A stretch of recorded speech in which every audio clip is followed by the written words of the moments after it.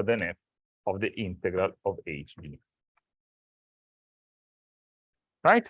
And why it is so? Well, of course, of course, it's symmetric. Let's focus on this, then the other is the same. Now, it is clear that if g is less or equal than f, given that mu is a positive measure, the integral of g d mu is going to be less or equal than the integral of f. Okay, so the non-trivial implication is the other, the non-trivial inequality is the other one, but that follows from monotone convergence. Right? You pick among all the g's in D, you can find a sequence that increases to f. Right? And then this sequence is made of uniformly bounded functions because they are bounded from above by f and bounded from below by g1, which is continuous and bounded. Okay, monotone convergence, the integral of this gn converges to the integral of f. Right? And same from the other side. Okay, so in some sense, this fact is what to replace. I mean, since it suffices to replace separability of CB in non-compact in the non-compact set. Okay, and once we have this countable collection of functions, we do what one always does if we want to introduce a distance, and we define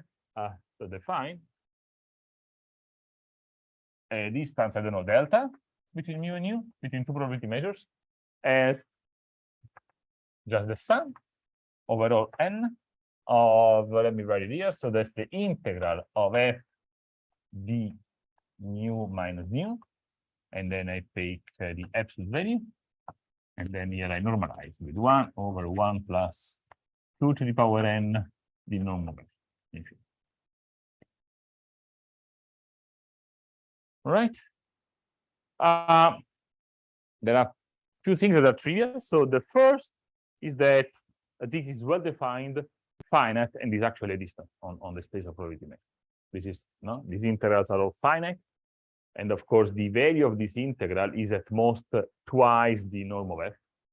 So when I normalize, this sort of gets taken out, and then this factor is sufficient to be sure that the series converges. Okay. So sorry, Nicola. Fn is an enumeration of the countable collection. Your formula is in shadow, Nicola. And now the claim here is that delta induces the weak convergence.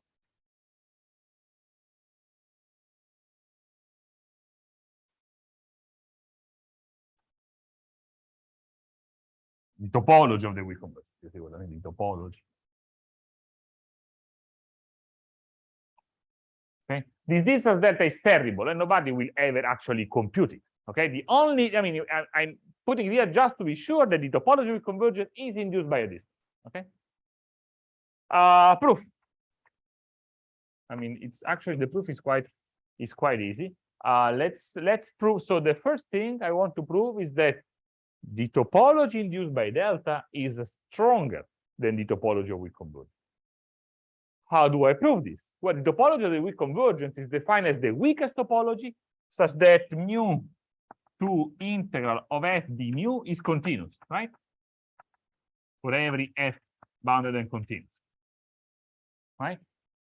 That's the definition of weak topology. So if I want to prove that delta is strongest, and the topology induced by delta is stronger than the one from the weak convergence, it is sufficient to prove that these maps are delta continuous for any f which is continuous and bounded. Okay, so let f in CB. I want to prove that this map is continuous at a certain measure mu. So let me fix also mu probability measure, and let me also fix epsilon. Okay. Then I use this let's say the first identity over here to find, well, let me say a number such that the integral, such that the integral of fn d mu is greater or equal than the integral of f d mu minus epsilon, and here fn is in D and less or equal than f. Point 1. So I find an element of the countable collection D. I will call fn. So I still fixed enumeration, and so that this is true, right? That's a consequence of the product. Right? All right, but then now if I do, you know, the integral of f d nu minus the integral of f d nu. Nu now is another probability measure, arbitrary. This integral, of course, is greater or equal than what? Is greater or equal than the integral of fn d nu minus nu minus epsilon. Right? Because if I replace f with fn over here, I get something smaller because fn is smaller. But on mu, not too much small because sorry, did I sorry. I mean, if I was sorry. Okay. Okay. Very well, but now how much is this? I mean, I have this. I mean, this is basically one of these terms, right? So this is at least what it is. There is, let me say, minus delta mu nu, and then there is times 1 plus 2 to the power n norm of f n, something like this, right? This is just one of the terms. Huh? Delta, you know, the distance delta is bigger than this quantity. So, okay. Well, but then if you pick nu that delta converges to mu, this quantity goes to 0, and epsilon was arbitrary. So out of this, you deduce that the limit, you know, as delta, let me write it this way, as nu delta converges to mu of the integral of f d nu minus the integral of f d nu, this is greater or equal than 0. Right? The limit should say. Okay.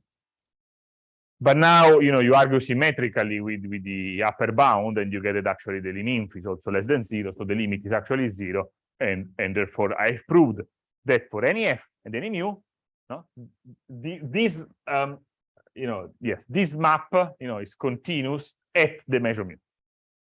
But the mu is arbitrary, so I proved one inequality, right? Now, for the other inequality, what is that I have to prove? I have to prove that for any delta, for any delta open set, for any point, let me say, and every delta ball around that point, I can find a neighborhood which is a weak neighborhood which is entirely contained in the ball. Right? So this proves that the delta topology has sometimes less open sets than the weak topology. Okay, but how can I do this? Well, conversely, fix nu and the positive radius r. And now, so notice that the collection, you know, the collection of, so for every, say, n, the collection of news such that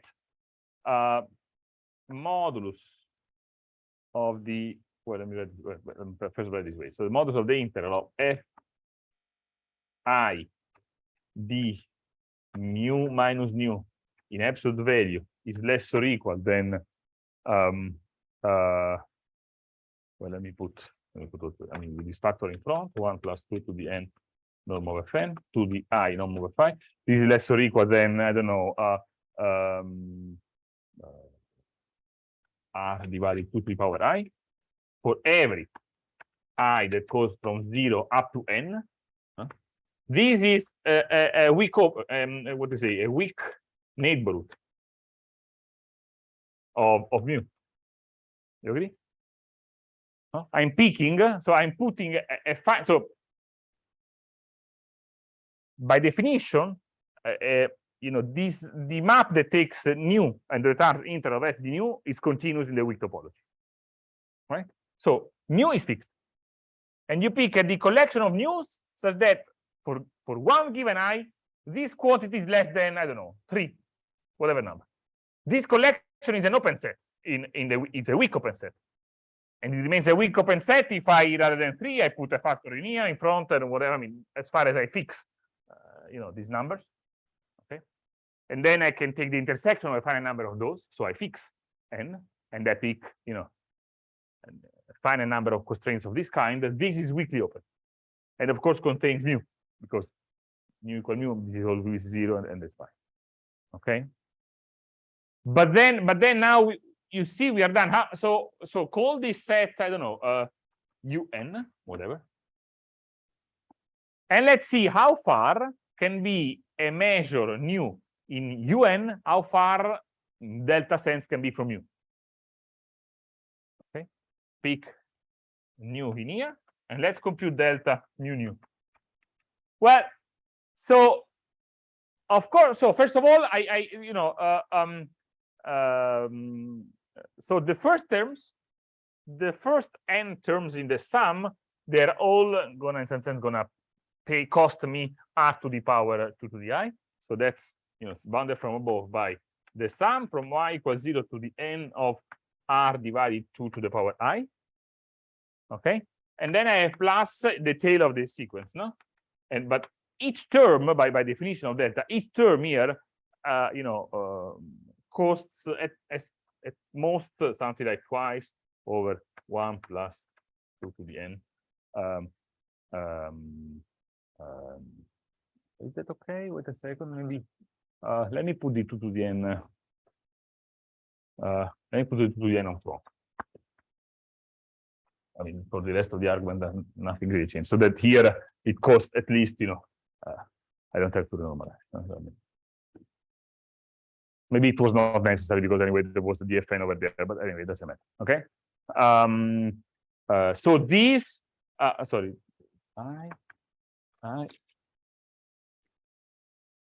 so this is bounded by what? R divided 2 to the n minus 1, I guess, plus 1 over 2 to the n, something like this. Right?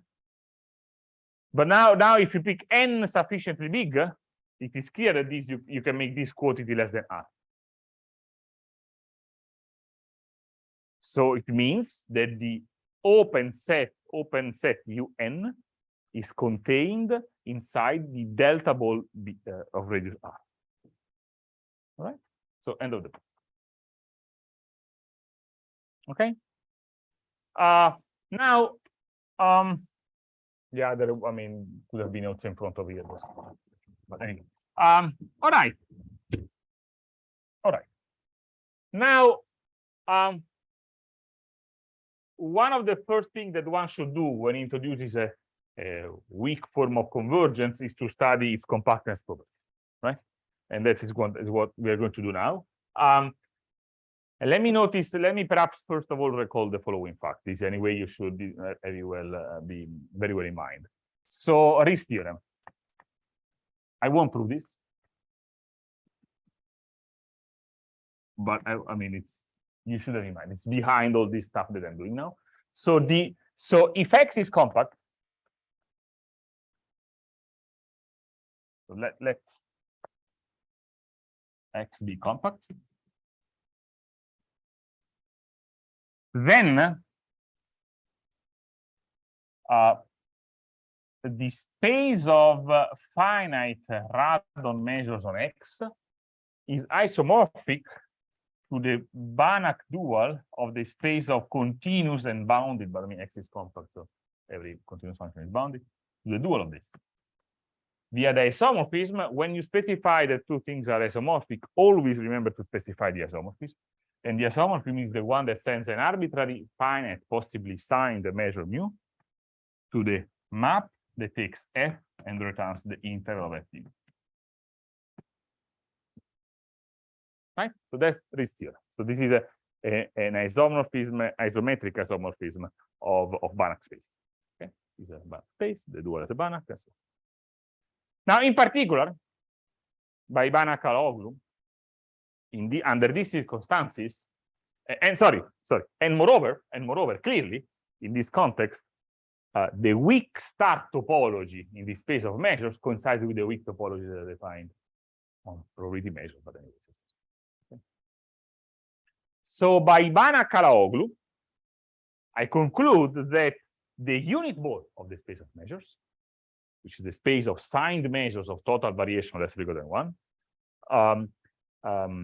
the unit ball in this space is weakly star compact. Right? Okay. By the way, notice also that by the formula for the duality formula for the total variation that was given, last lecture, we also know that the norm of the Banach norm of this guy is really the total variation norm. Okay, you remember, no? We had the formula that tells this is equal to the sup over all f in. Okay, this was true, complete and separable, right? With this less or equal than 1, right? This is telling that the dual norm of the space of measures consists of the operation. All right.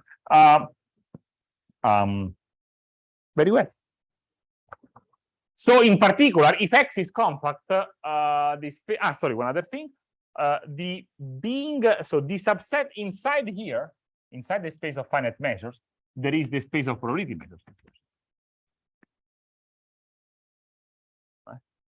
And the space of probability measures, if X is compact, is weakly closed. Px remark.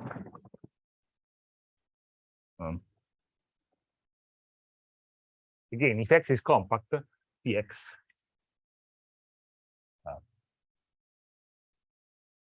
is weakly closed.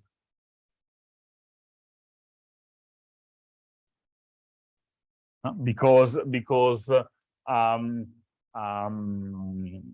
so limit so how can I identify a measure to be probability? I need to be sure that the total mass is 1, but this of course is equal to the integral of the function 1 mu, right?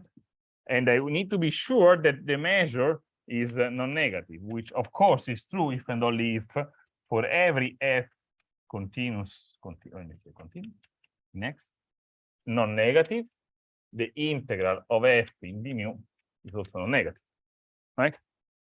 So these two conditions are closed conditions, right? So here and therefore the closure of u, right?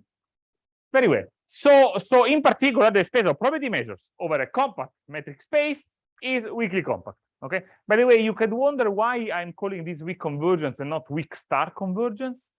Well, I guess that the point is that nobody really, I mean, at least in this, I will never care about the dual of the space of measures and induce the weak topology in that sense of the space on the space of measures. In some sense, you can think of, at least in our context, measures are really born to act in duality with functions. So we start with functions, we dualize the space of functions, then we have measures, and then we are satisfied by that. So the only duality relation that we really care is the one between functions and measures. So we don't take the B-dual of the space of functions.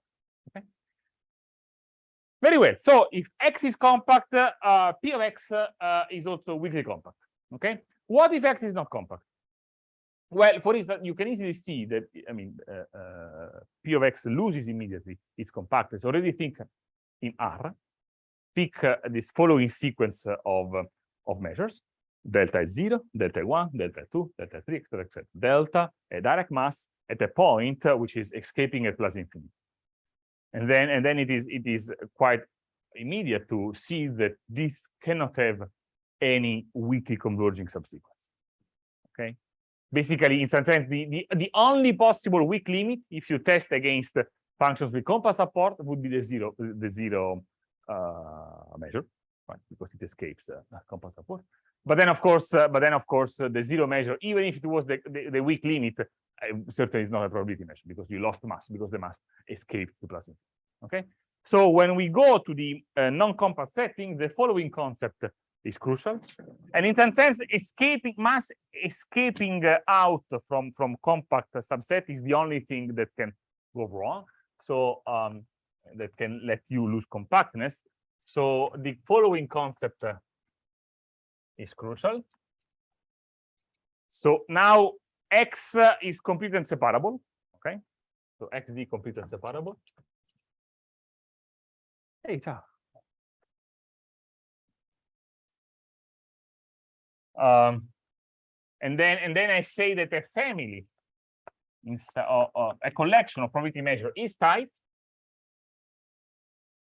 provided, this is the definition, for every epsilon, there exists a k epsilon inside X compact, okay, such that the measure of the whole space minus this compact set is smaller than epsilon for every mu in my class. Okay. Notice that notice nothing. Okay. For the moment, as of now, we still don't know. We haven't proved yet that one given measure is as a set is tight. We still don't know that. Okay. But basically, what this is telling is that look, now it's going a little bit toward the discussion that I was making over here. No? So if all the measures were concentrated on the same compact set, then by the argument that I just gave, immediately it's clearly to deduce that this collection is relatively weakly compact. Okay, maybe it's not closed, but for sure it's relatively compact. And what it is telling is that, okay, look, I basically want to be as close to the concept as possible. So for any epsilon, up to forgetting a little bit of mass, less than epsilon, I know that all the measures have, are concentrated on the same compact set, right? And the theorem, a crucial theorem by Prokhorov, is that K is tight if and only if it is weakly relatively compact.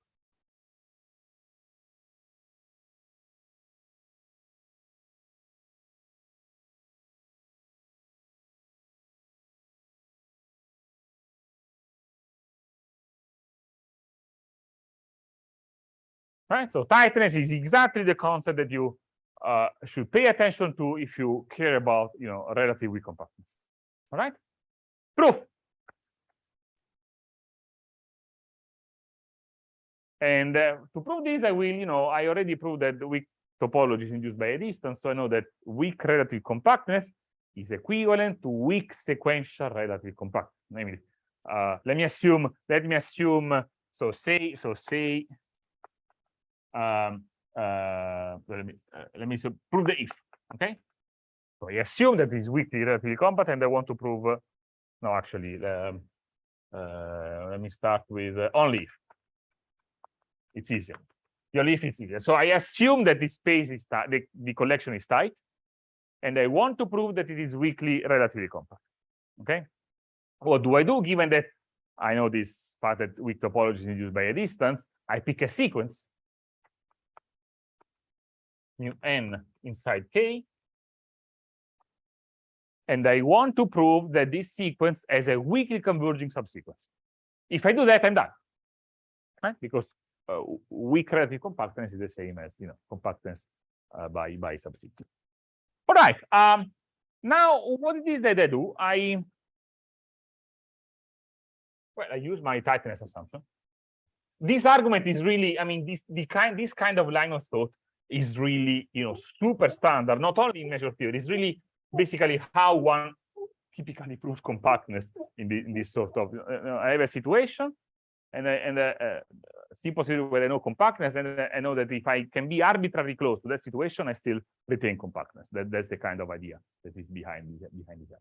Now I know. Now let me pick epsilon equal 1 over I, let's say, and then let's consider the measures mu n restricted to the set, to the compact set Ki. This is, Ki, K epsilon with that. Right? So this is a compact set. Now these measures are, okay, they are not probability because I lost a little bit of mass, but anyway, not too much. And in any case, by Banakaloglu, in that previous scenario, I do know that this family of measures, so the sequence that takes n and returns this, has weak converging subsequence sequence, right? So by a diagonalization argument, I can assume up to relabeling the sequence. Thus, I can assume that this sequence, that mu n restricted to ki, weakly converges as n goes to plus infinity to some measure mu I, right? Which of course will be concentrated. This will be a non-negative measure, so non-negative. This guy is non-negative and concentrated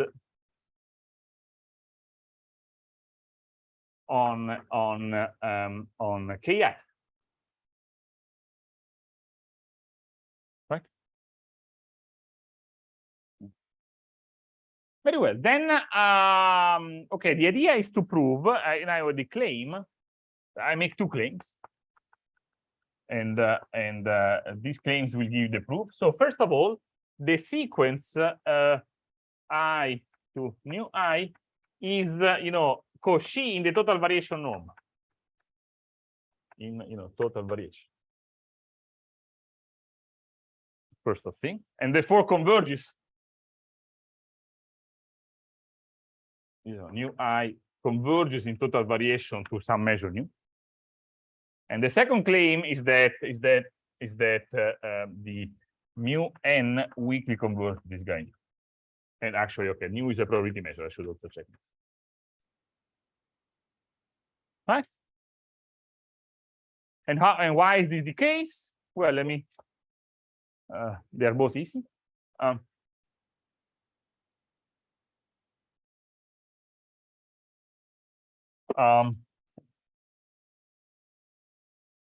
So the fact that it is Cauchy, what do? I take a function f in CV. Let's say we norm less or equal than 1.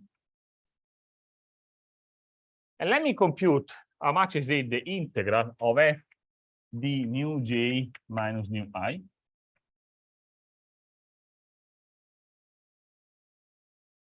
Well, this is equal to the limit in n of the integral of f d mu restricted to kj minus mu restricted to ki.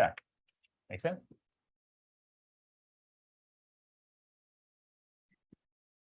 Right?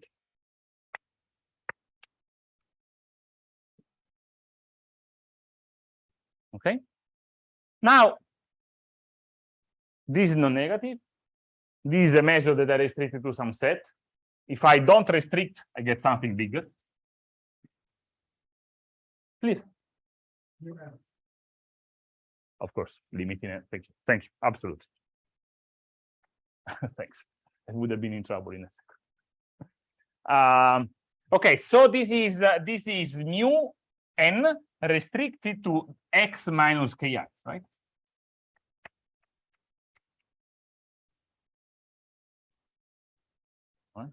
But how big is this integral? Well, f in absolute value is less or equal than 1, so this I can throw it away.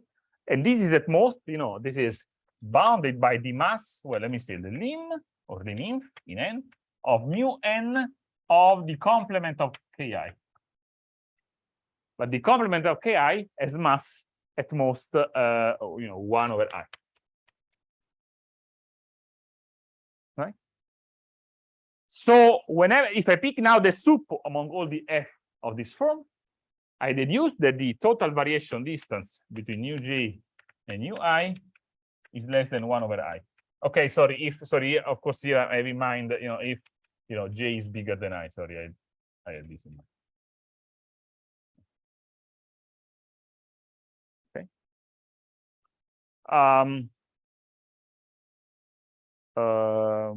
Well, that's it. So this proves that up to pass to a subsequence, this is a Cauchy. This is Cauchy. Actually, I don't even need to pass to a subsequence because when I pick now, the lim sup in I and j of this is 0.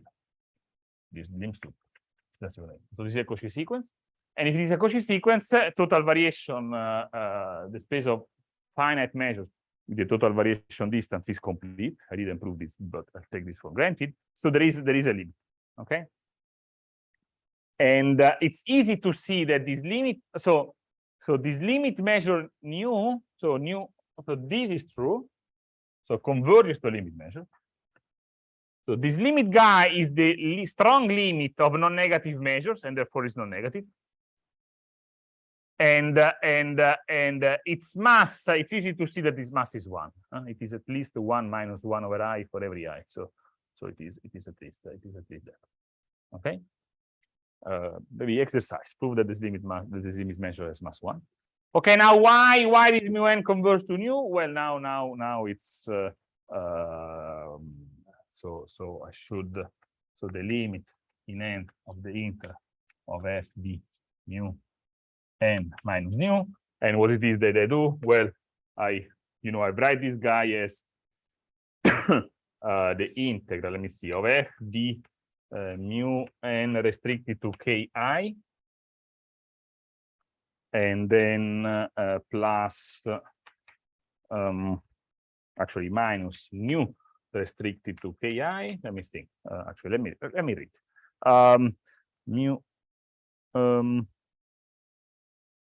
let me write this way. So mu this is the integral over ki of mu n minus nu I minus the integral over ki of f d limit measure nu minus nu I, and then I plus the integral over the complement of ki of f in d mu n, well, plus minus the integral over the complement of ki of f in d. So this is, I mean, without the limit, this is true, right? This is really an identity that is true everywhere. So when I pick here the absolute value, this is less or equal, that the limit in n of the sum of this plus this plus this. All right. But now this goes to 0, right? Because the mu n restricted to the compass set ki weakly converges to nu I. That's by our choice of our definition of the nu i's. This is bounded. So let me see. This is bounded by, of course, by the total variation. So nu I converges the total variation to f. So this is bounded by the total variation distance between these two guys, that in I will go to 0. So I mean, this goes to 0 in I. Okay.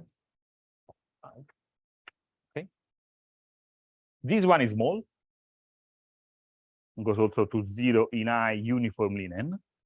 Right. That's by the tightness assumption. And what about this? Well, the mass that the measure nu gives to the complement of ki, well, you can bound let's use the triangle inequality. Let's bound this guy by, this is less or equal by the total variation, I mean the distance between nu and nu I, plus the mass that nu I gives to this complement, right? But this is 0, and this goes to 0, right? So I proved, right? I mean, one of the two implications. Make sense? All right. Now let's prove the other. And the other is in some sense the surprise. So this one, as I said, is the standard one. I'm closed as much as I want to a compact set, and therefore I'm compact. This is a very general principle that very flexible. Now this other implication is more surprising, I think, because it tells you that, look, if you start with an arbitrary complete and separable space, you pick a collection of measures, probability measures, which is weakly relatively compact, and then out of nowhere, these measures are tight. So out of nowhere, you can find compact sets where these measures are uniformly concentrated. Okay, and why is this the case? So now I prove the if. And why is this the case? Because if you pick, so I claim that this is the following claim: for every I in n, there exists. Well, let me first think. So let xn be dense.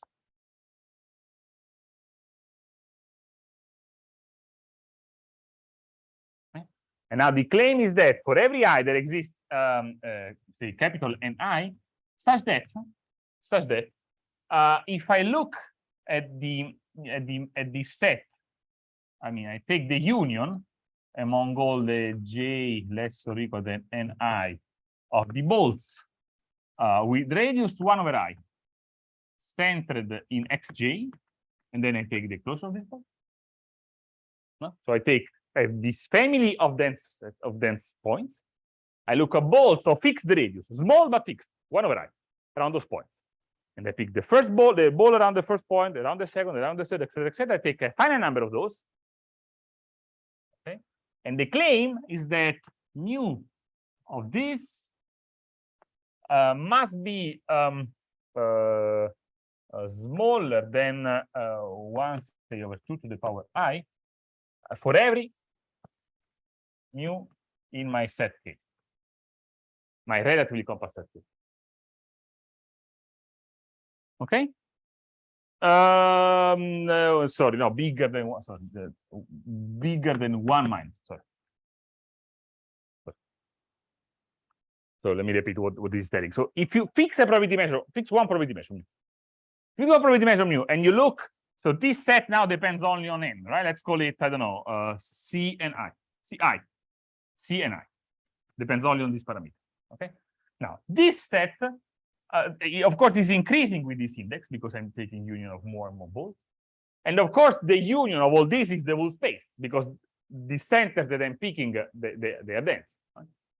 So it is clear that for one given measure, for every I can find such an I such that this inequality is true for that specific measure.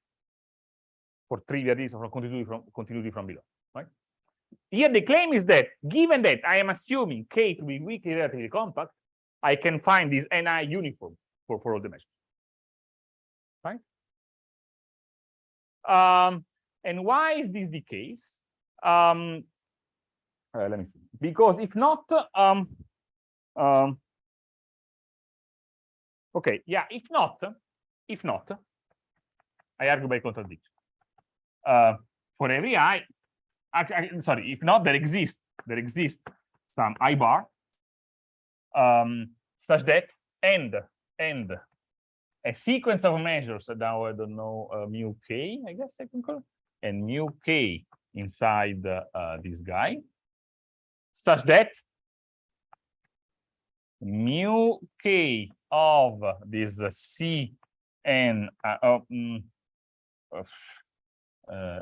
mu k of Cn, let me say, is smaller than 1 minus 1 over 2 to the I bar for every n. Right? That's the negation of this statement. Okay. Now these mu k's are all these mu k form a sequence inside this set, which by assumption is weakly relatively compact. Okay, so up to subsequence and possibly, you know, relabeling the subsequence, I can assume that the mu k is weakly converging to some measure mu. Okay. But now what's the problem with this? The problem is that the measure mu is not a probability measure, and this will contradict.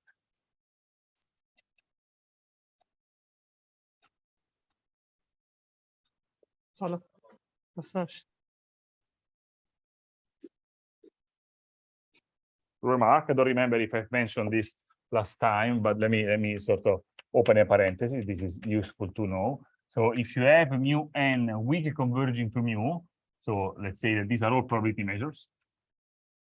Okay, then for U open, you have that lower semi-continuity of the measures.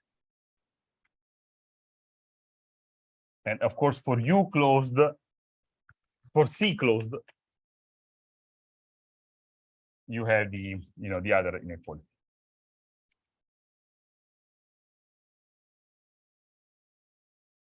The way you should think at this is that under weak limits, the mass can escape open sets and can enter closed sets, but not vice versa.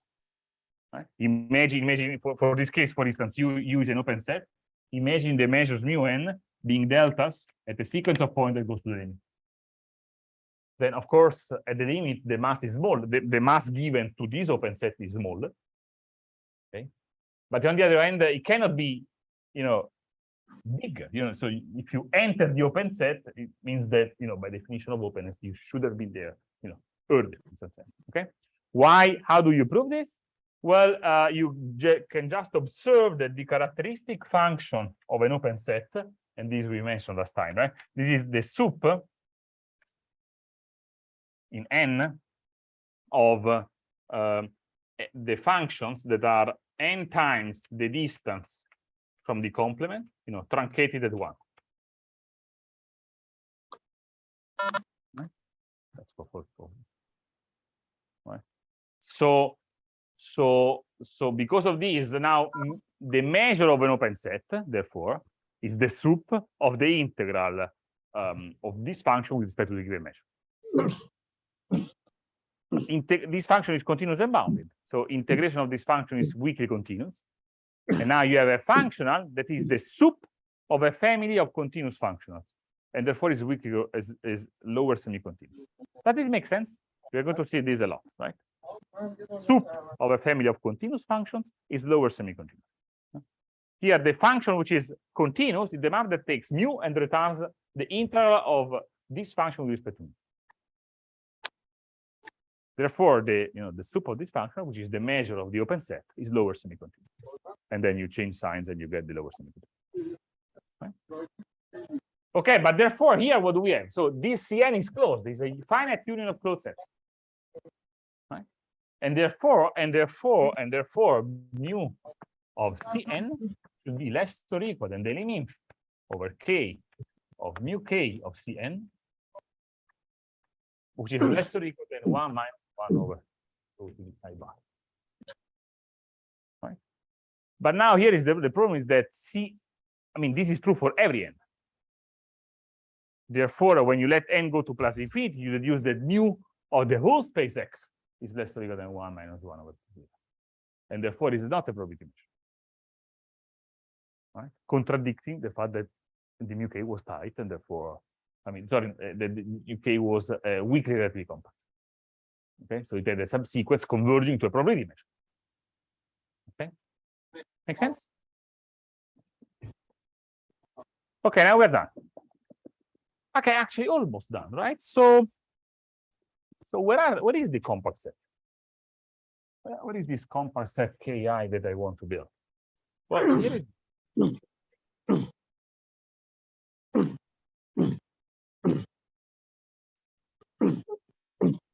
actually, let me be a little bit smarter than what I've just done. Let me also say that I fix an epsilon, and let me put an epsilon over here. It's an harmful, right? The argument carries over just. Okay. Well, then I define K epsilon to be the intersection over all I of these C and I. This is a subset in X. Right? And it's closed because it's an intersection of family of closed set. And totally bounded.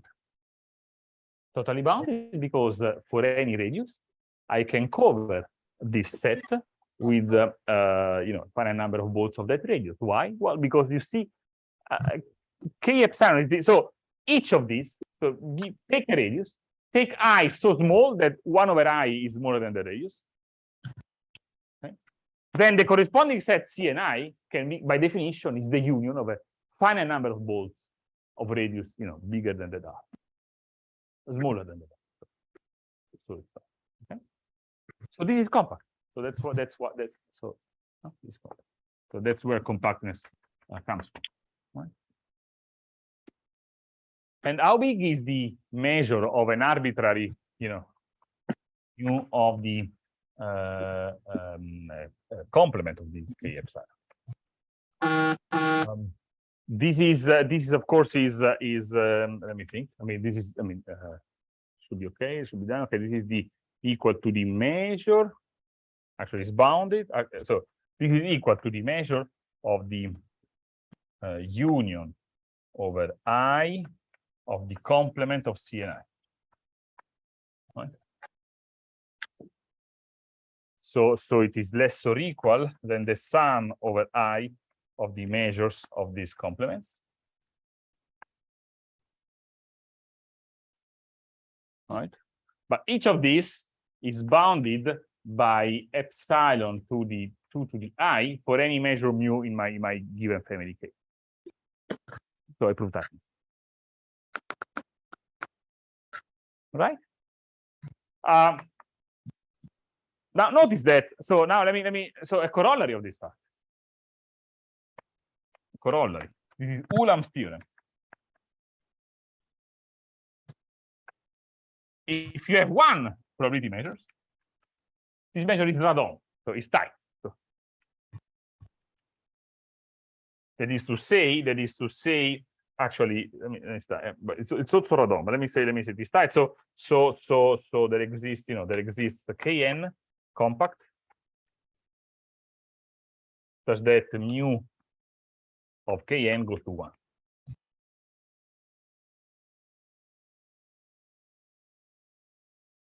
Which in general is not trivial at all. I mean, pick a probability measure on your favorite infinite dimensional space. I don't know, on L2. You pick a probability measure on L2, Borel. Automatically, this is concentrated on a sigma compact set. Okay? Which a priori, given that there are not so many compact sets in infinite dimensional spaces, this is not true. Okay? And more general, you can say with the same argument, by restricting a measure to an arbitrary Borel set, you can see that any finite Borel measure on a Polish space is radon. Right? You pick a Borel set E. You pick say mu, they say probability E Borel. And then the measure mu restricted to E, let's say normalized if you want. This is either 0, and therefore it's easy to approximate the measure, the mass of E by compact set. You just pick the empty set. Otherwise, you normalize. This is a probability measure which is tight, and therefore you can find the compact subset. Oh, actually, no. So sorry, no. I have to do one more. I mean, be more precise. Let me be more precise. Corollary. Mu probability implies mu radon. What does it mean, radon? It means that for every E inside, Borel set, the measure of E is the inf over the open sets containing E of mu of U, and this is equal to the sup among compact subsets of E of mu of K. Now, this first identity we already proved last time, so this is, does not require proper. Now I prove this one. Last time we proved that this sup is true if I pick closed sets, not if I pick compact set. So I need to improve this. So what do I do? Let me fix a positive epsilon, and let me find C closed, C inside E closed, and such that mu of C is at least mu of E minus epsilon. That I can do, right? And now by this tightness argument, I can also find K subset X compact such that mu of the complement of K is smaller than epsilon by tightness of one single measure, right? And therefore now C intersection K is compact because it's the intersection of a closed set with a compact, and contained in E because C is contained in E, right? But the measure of this guy, you see that is at least mu of E minus twice epsilon. So I can lose epsilon I'm going to see and another epsilon when I intersect with K. Okay. So let's see what happens now. Yes.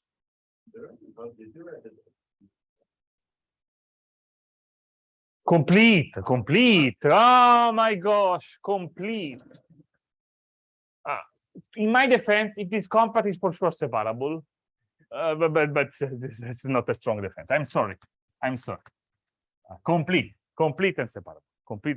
No. In the compact case, no, there's nothing to say. No, here the point of Prokhorov's theorem is that so weak compactness or relative compactness is equivalent to being almost all to being tight, be almost concentrated on compact sets. Okay. All right. All right. Let me. But perhaps let me take 5 minutes back now. That's a good moment. We'll resume at 11:10. Right? 11:11. Okay.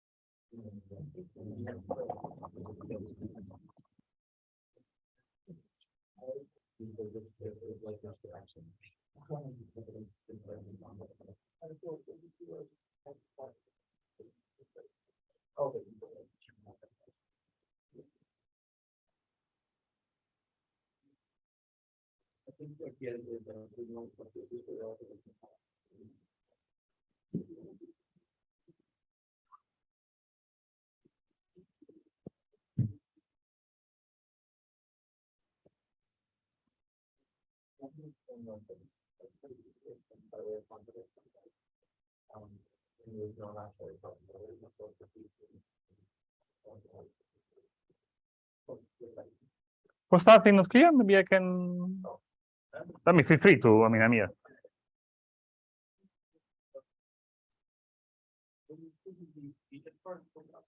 Okay.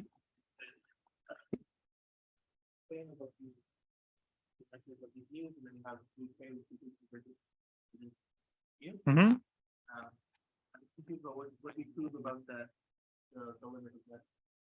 So the if was I'm assuming what I'm assuming tightness, and I prove no the other one. I assume relative compactness, and I want to prove tight. Oh, so the last part of the proof. Yes. So we add. So by the contradiction argument was this.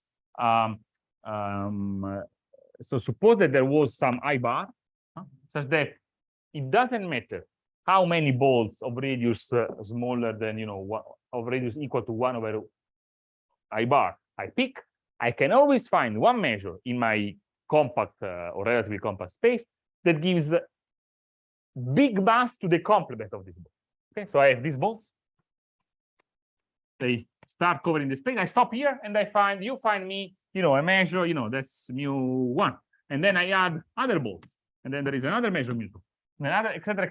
So it doesn't matter how many I pick, you can always find another measure in the relatively compact set.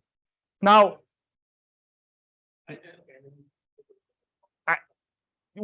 first of all, I take by compactness, this must come up to subsequences, this must convert to some guy. Yeah?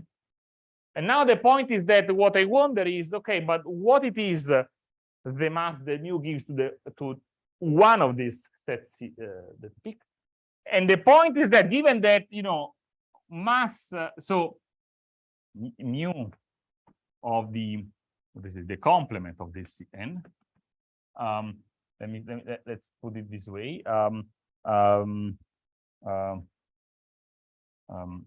Okay, no, so if I try to write, I get confused. So I try to convey the idea. So the mass, so h of this Cn is closed. So the mass that any of these mu gives to Cn must be, bigger than the limit of the masses.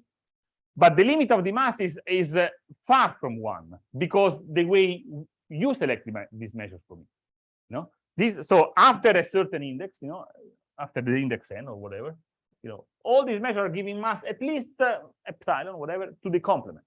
So there is some mass on the complement. But given there is some mass on the complement, this mass on the complement remains in the limit. But now, once you get that this is less or equal than 1 minus this guy for every n, now there's a problem. This measure cannot be a problem. Because if I take, there is no capital N on the right. If I take the limit in capital N, now this mass is strictly less than 1. And that's, the contradiction I was saying. So. Okay. Now, the other topic I want to discuss today, and then I will be done with general measure theory, is this integration theorem. By the way, how many of you know about the disintegration theorem and its proof? Okay, so let me discuss this. It's a very beautiful theorem, very powerful. That for some reason it has a bad reputation among students. So let me try to clarify things. So let's start with the following example. Say that we are on the square 0, 1. Let's say that we are given a certain probability measure nu on, this is a probability measure on the interval 0, 1, whatever, Borel. And now let's say that for every x in 0, 1, actually, let me call it y. For every y in 0, 1, let me say that is given a certain measure mu y on, let's say, on the strip y cross 0, 1. So this point is a point y, and there is a measure, probability measure over it.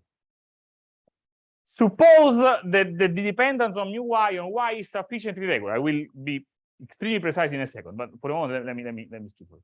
Now, what you can do, you can define a measure on the square by saying, look, let me, in some sense, put all these measures all together, and let me integrate them according to mu. So I could define a new measure, let's call it mu, on the square, on the unit square, by saying, look, the measure of a certain set E is equal to the integral in d nu y of mu y of E. That's the formula for doing what I was trying to describe. Right? So you put, for every point here, you put the measure, and then you give a weight of this measure according to this initial measure nu, and then you integrate it with this measure. Okay? The disintegration theorem tells you that any probability measure on the unit square can be written in this form. Okay? And I mean, a vast generalization of this concept. Now let me say a couple of things. So first of all, the definition of push forward, this is something we will see a lot during this course. So if T is a map from these are two completely separable metric spaces. T is Borel, and if mu is a probability measure on X, then you can define the push forward of mu via T. This is a probability measure on the Borel on the target space Y, and it is defined as T push forward mu of E is by definition mu of the 3 measures. Yeah. For every Borel.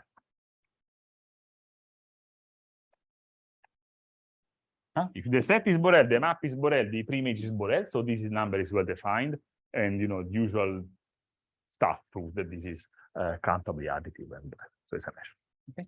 So the picture that you should have in mind is that you have space X, you have space Y, you have here a certain distribution of mass, you have a map T from X to Y, and you should imagine that you pick this mass, the mass that is at a certain point X, you put it at the point T of X. And you do this for every time, for every point, therefore you get a new distribution of mass. Okay? How is the mass distributed over here? Well, how much mass will I find on some set E? Well, I look at all the points that have been sent to E, so T minus 1 of E, and I look at how much water. So that's exactly. Okay. Very well.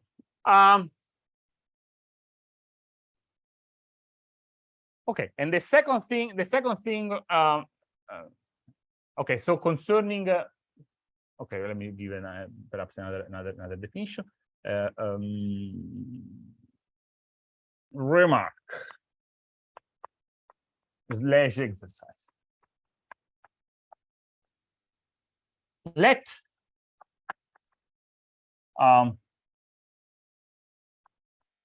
consider a map taking points in a Polish space and returning measures in a probability measures on another Polish space. Okay. Then the following are equivalent.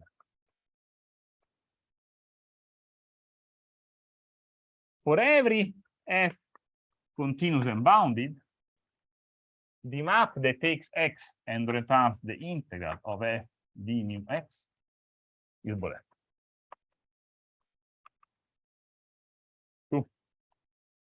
For every f non-negative Borel, this is true.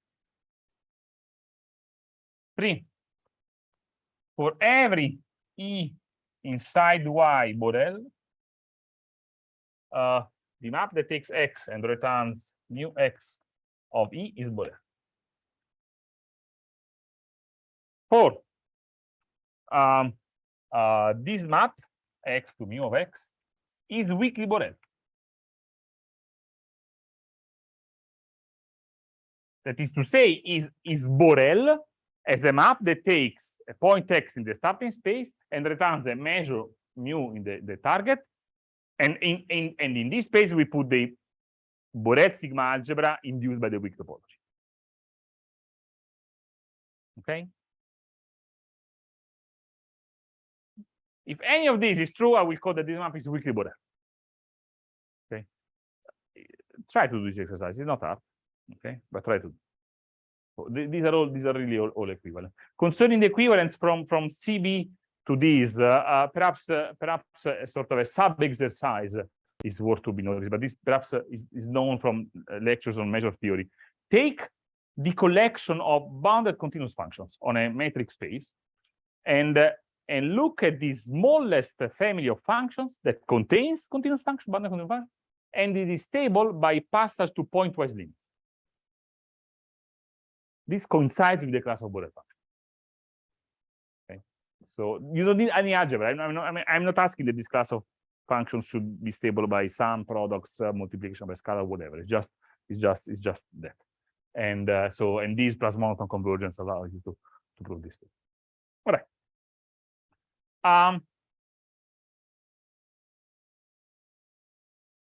Okay. Now here is the statement of the disintegration theorem. And as usual, this integral. The first thing that we should do when stating a theorem that is a bit technical is looking at the statement and being sure we agree on what it does. So let xy be Polish, complete and separable, no metric space, and mu a probability measure on x, and t from x to y Borel.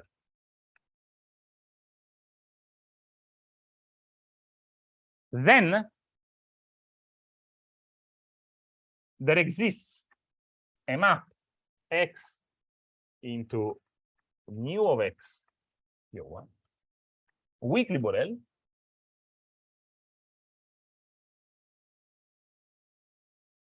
such that two things are true. So first of all, for every f, actually, let me see, for every e inside y Borel, I do have, that formula over there holds. So the original, of x. The measure of a set on the source space can be written as the integral of mu x e d mu d x mu x. Wait a second. Okay. Staring at the statement, of course, is important also for me. So the map goes. Let me so let me first draw the picture, and then so here there is x, here there is y. Here I have a certain probability measure mu, and here I also have a map. Now, because of this, I do have a probability measure, distribution of measure nu over the target space. And what I'm saying is that the original measure mu can be written as integral with respect to this measure of suitable probability measures living on the pre-image of points in Y.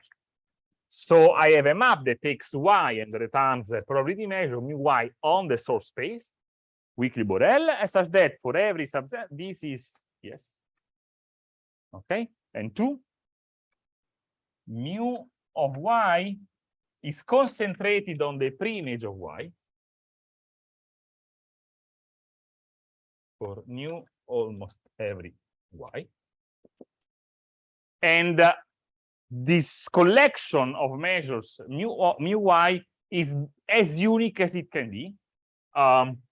If meaning that if Y to mu Y tilde has the same property,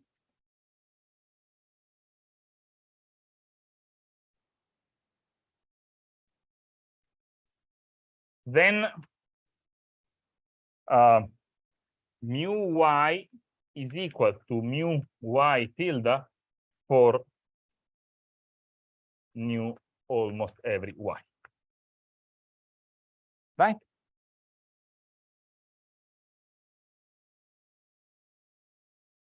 So this is, it is clear. Let's comment a little bit on this statement. So first of all, it is clear that if you have assert this weakly Borel map in this way, and then you redefine it for a set of Y's that has 0 new measure, then both these properties are still satisfied. So in some sense, this is the best uniqueness statement that you can hope for, right? And so first thing. Second thing, you see what this is telling. So let's have a look to the case of measures on the unit square that I started with.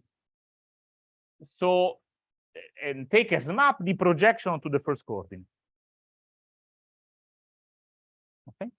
Then leaving on the pre-image of a certain point means leaving, on the vertical line.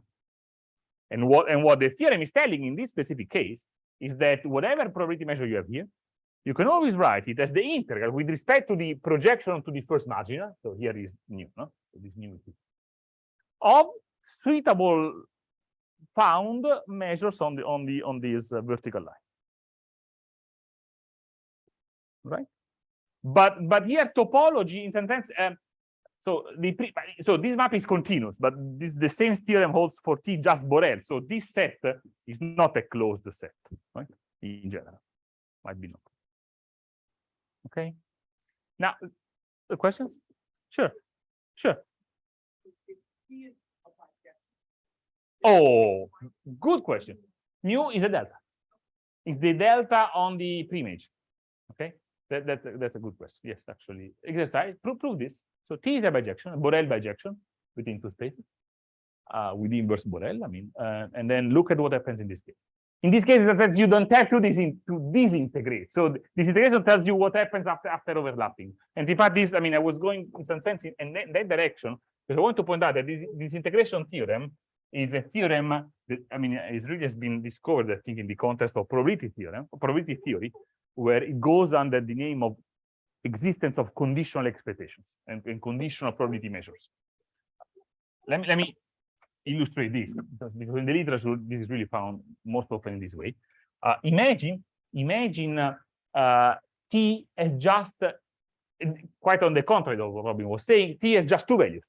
You have space X, you have probability measure mu, and T goes either to this point or to this point and nothing else. Now you have a probability distribution, and you can wonder. So imagine T is a sort of a random variable, and you can wonder, okay, what will be my new probability distribution conditioned to the event that this occurred? Okay. Well, what that would be, you would say, well, I pick mu, I restrict it to the pre-image. So this is a point P, I don't know, to the pre-image of P. That is what happened, and then I normalize, right? Then divided by mu of T minus 1. Right? And the same for in the other case. See, and by the way, in this case, the disintegration theorem tells exactly this. You would put you know the mass that T push forward mu would be yeah, mu of T minus 1. I mean, would be the sum of two direct masses, one with weight this guy and one with weight this other guy. This is Q or P1, P2, let's say. And the disintegration theorem tells, okay, look, I put on this finite number of points the probability that I reach those points, and on each pre-image, I just the normalized probabilities. Right? Now, this integration is a vast generalization of this, because now the target is not assumed to be finite; it's just infinite. Okay, and of course, in order to do this operation, you need no topology. But when you want to pass from finite to infinite and getting some limit stuff, a little bit of topology is needed. So that's why there's polish. This is a bit an overkill. You don't really need, in both cases, polish. I mean, things can be done in much higher generality, but I shall be concentrated. Okay. All right. Now,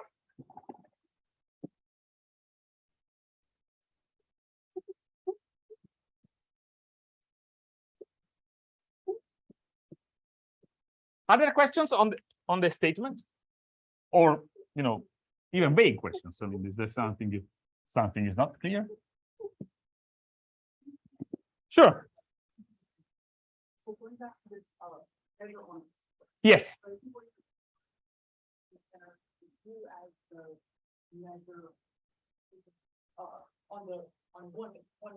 Let me give two examples. Let's see. Say that mu is the Lebesgue mu is the two-dimensional Lebesgue measure restricted to this, and T T is always the projection. T of x y is x, which I guess is a bit of confusion with, but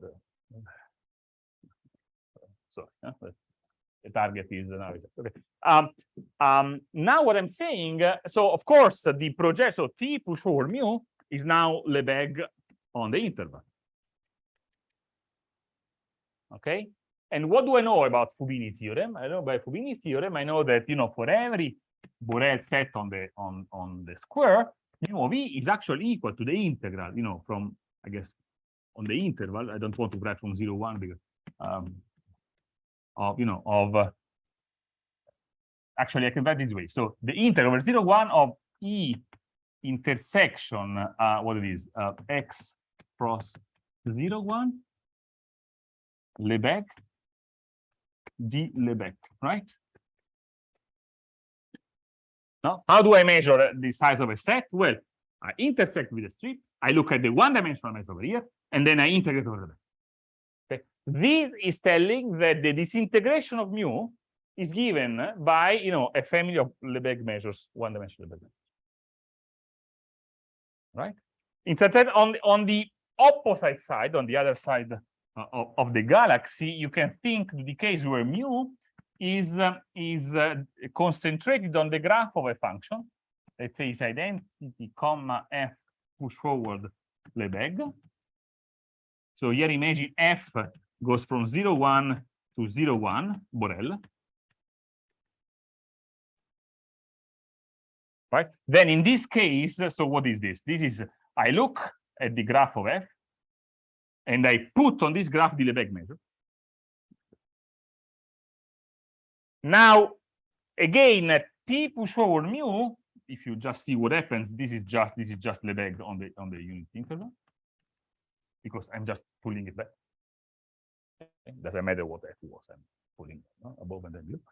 And then the disintegration, what it is, then you exercise if you want. Mu x is going to be equal to the direct mass at f of x for Lebesgue almost every x. No? I mean, actually, I mean, this it's not hard to prove. I mean, if you believe on the uniqueness part, the statement, that's really, maybe try to prove as an exercise that this is really the only disintegration possible. Did I answer? Okay. Right.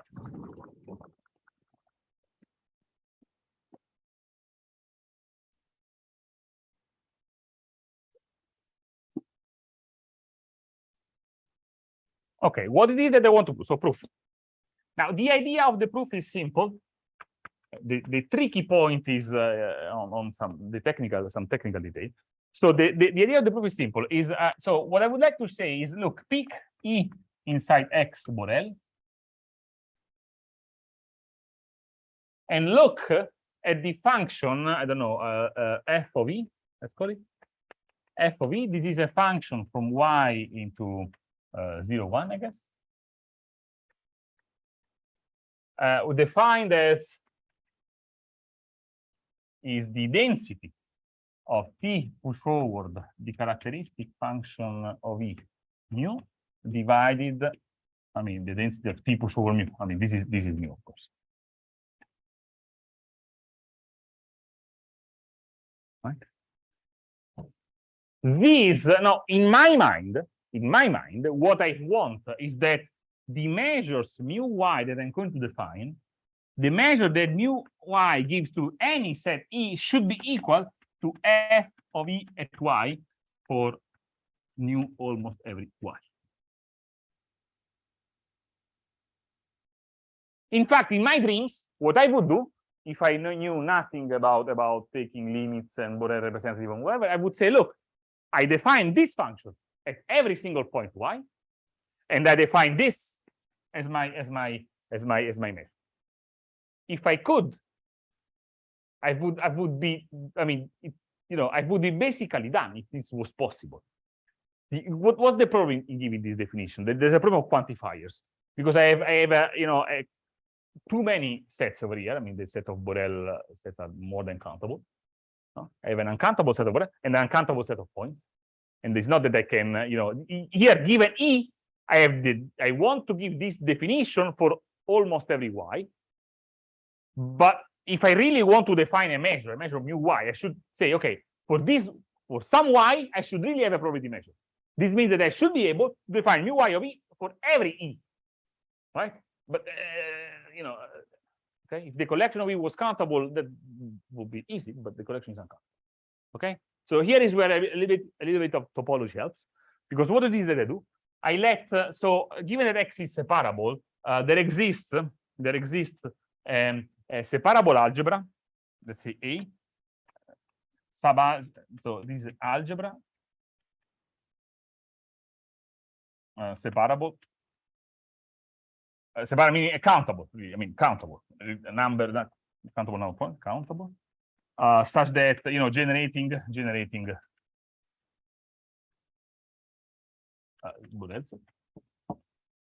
how do you say? You pick the open sets and you pick the algebra generated by the open set. So an algebra is is stable by finite union, finite intersection, and complement, but not countable union or countable intersection, not necessary. Okay. So you start from open set, from a countable base of open sets. This is countable. You pick the algebra generated by them, and that does the job. Okay. And now I do the following. I use the tightness of mu to say, look, for every set, I don't know, A in this algebra, there is, find a sequence of compact sets, Ki, such that mu of Ki goes to mu of A.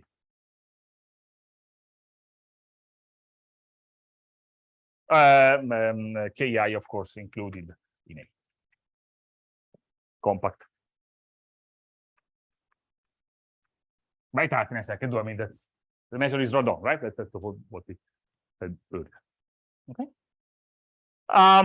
Find and fix. Okay.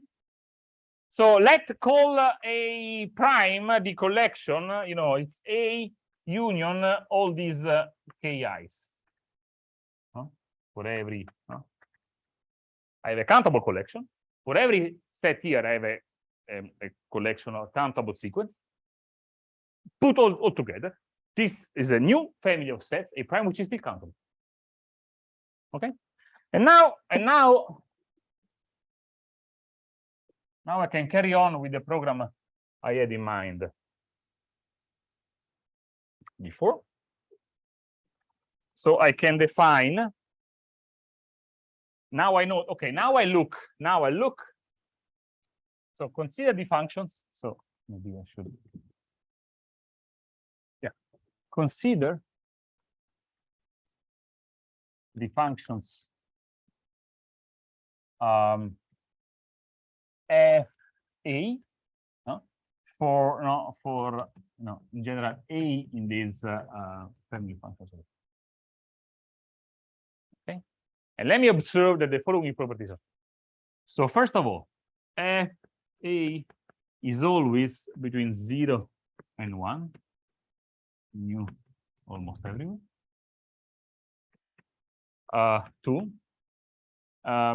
f of the empty set is equal to 0, and f of the whole space is equal to 1, mu almost everywhere. 3, if a1, an are disjoint, then f of the union over I of the ai, this is a finite union, is equal to the sum over I of the f of ai. Again, mu almost everywhere. Does it make sense what I'm writing? So, and last, for every a in, actually, let me, okay, for every a, let me write this. So in a prime, and the corresponding and the given ki, we have that f of ki increases to f of a nu almost everywhere. Let me comment on this. So first of all, let's look back at the definition. Where was it? Okay,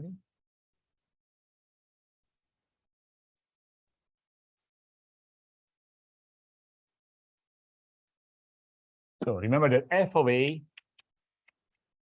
is defined as the density of t push forward chi a mu over d t push forward. Right? So first of all, this is well defined because this measure is absolutely continuous with respect to this measure, and therefore the push forward of the first is absolutely continuous with respect to the push forward of the second. In fact, even more, this measure is smaller than this. Therefore, this t push forward is smaller than this. Right? So for sure, this is less bigger than 1, almost surely, nu almost surely. And this is a positive measure, not negative. So this is also greater or equal than 0. Also greater or equal than 0. If I pick the empty set, I get the 0 measure, and therefore the density is 0. If I pick the full set, I get the same measure, so it's 0, 1. Disjoint, well, if these sets are disjoint, the corresponding, chi, the characteristic function of disjoint union is the sum of the characteristic function. So disjoint works. What about this? Well, so here the ki's are always a subset of A. So it is clear that this inequality holds. On the other end, and if the ki's say are increasing, let's say that I always chose them increasing, it is also clear that this is an increasing function. And how do I prove that there is convergence almost everywhere? Well, for instance, it's equivalent now to prove convergence in L1. No, I have one positive function, an increasing sequence of positive functions smaller than this. When it is that the converge almost surely, well, if and not if it converges in L1. But what it is, so how much it is the integral of f of a minus f of ki in the nu? Well, if you look at the definition, this is equal to the integral of the t push forward chi of a minus ki nu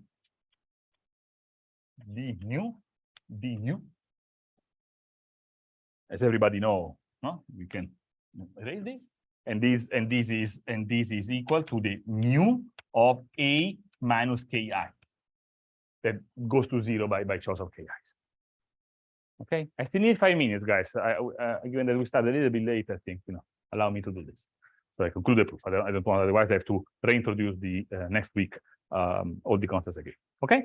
So by the way, here I pick a in a prime. I should be a little bit careful because these ki's I chose for the initial algebra A. it doesn't really matter. So if you pick as I one of these compact sets, well, pick the sequence, the constant sequence. I mean, I want compactness here. So if I already have the stuff, then okay. Now here is the thing. So 1, 2, 3, 4 are a countable collection of properties and requirements. So I can say, look, now I fix for every A in this set, I fix by my choice a Borel representative of this function. Define now every point. So I fix it. And once I fix it, I know that there exists some negligible set inside Y. Negligible means, I mean, Borel with nu of n equals 0, such that for every Y not in n, what is this? Not in n, these properties are true for my given well-chosen Borel representative. Make sense?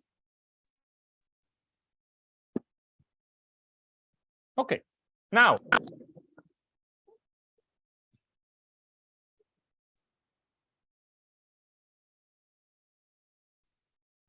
and now I want to prove, and now I want to prove basically for every Y not in this set, I want now to define really my probability measure mu Y. And now, so now what it is, my idea, of course, is now it's clear. I should define mu Y of A to be equal to FA. Now, intending the Borel representative chosen and fixed of Y, for every A in this A prime. Okay. Now, of course, A prime is not a sigma algebra; it's just an algebra plus some compact sets. But it contains an algebra that generates the Borel sets. And now, there is, I need to use the following general factor of measure theory. I have what is willing to be, well, so first of all, this is a finitely additive because of this, because of 3. It's non-negative, takes both the value 0 and the value 1, at empty is 0, the full space is 1, and it is finitely additive. Okay, I really would like this to be the restriction to A prime of an actual measure that is defined on the Borel sigma algebra. And when it is, so there is a general criterion measure theory that tells you that once you have a finitely additive measure on an algebra, whether it extends to the sigma algebra generated by that algebra to an actual sigma additive measure, well, this is basically if and only if the measure is sigma additive on A prime. Okay. Here, let me remind, so this is a general result of measure theory. Let me remind you that when you have, say, a finite additive measure on some family of sets, what you can always do is to produce the outer measure defined on it, out of it. You pick countable coverings and you do infima. And then this outer measure is always a measure. It has a set of measurable subset on whose restriction then becomes a sigma additive measure. And the requirement that the initial measure was sigma additive on the original algebra is what ensures you that this original algebra is elements in the algebra are measurable, and that the measure is actually what you wanted. Okay. So these I will take for granted. And so the goal is to prove sigma additivity on, say, A. The A is an algebra that generates the Borel set. So if I do this, I'm done. Now, sigma additivity means proving that, it's equivalent to proving that if I have a collection of sets decreasing, Cn are all in A, and this means that the intersection of this Cn is empty, then mu Y of Cn goes to 0. Sigma additivity is equivalent to this. If you look at this joint, guys, and you take the union of details, okay.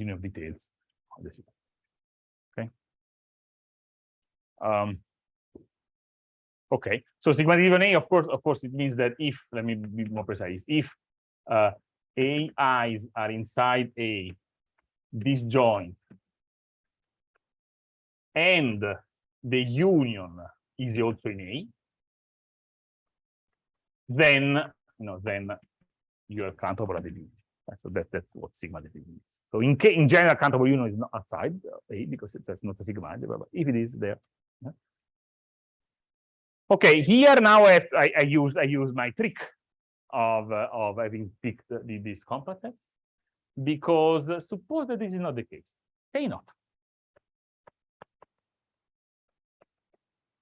Then you can find a family of Borel sets in this algebra with empty intersection, and let's say that mu y of Cn is always greater than some positive epsilon.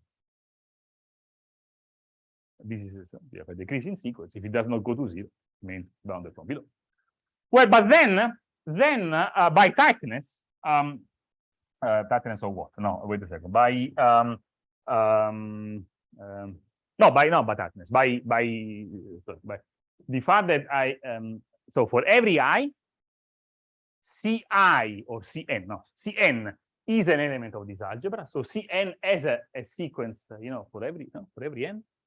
For every n there exists, this compact set Ki, such that mu y of Ki goes to mu y of Cn, right?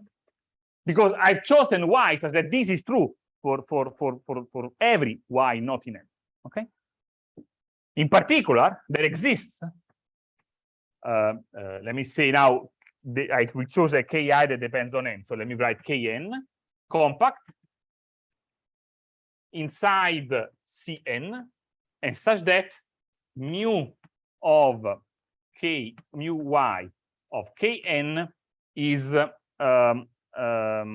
me say mu y of Cn minus Kn is smaller than epsilon over 3 to the power n, something like this.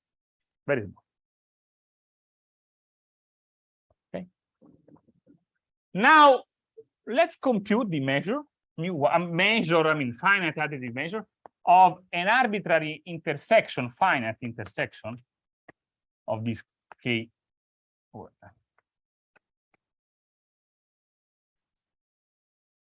And it is, well, let me be quick. So check that by finite additivity and the choice of this is bounded from below by a constant, by some, I don't know, like epsilon over 2, something like this, for every n. Because each of these Cn mass bigger than epsilon. Each of the Kn is very close, in fact, closer and closer to Cn as n goes on. There must be a lot of intersection. Okay. Therefore, this intersection is not empty. But I have compact sets with a finite intersection property. Therefore, the intersection of all these compact sets is not empty. But this is impossible because the Cn were going to 0, and the Kn are included in Cn. Okay. All right. So this, here topology here enters into play. We use the poly structure to first find this K, and then to use this argument to use this compactness over here. And now, so this proves that this measure mu I, that previously were just finitely additive measures on this algebra, original countable algebra A, actually can be and will be extended in a unique way to probability measures on the Borel sigma algebra. Right?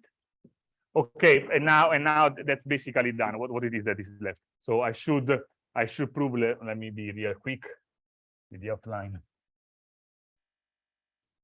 So for y in n, let's just define mu of y the delta at your favorite point, whatever. And then I should prove, well, this is by construction. For every e in my original algebra, this is really by construction. Huh? So mu of e, is the integral of the what it is of d push forward. Let me put this. It is the integral of 1 in d push forward chi e mu. It's a very complicated way of saying this is true, but this is of course is equal to the d push forward chi e mu d nu, right? and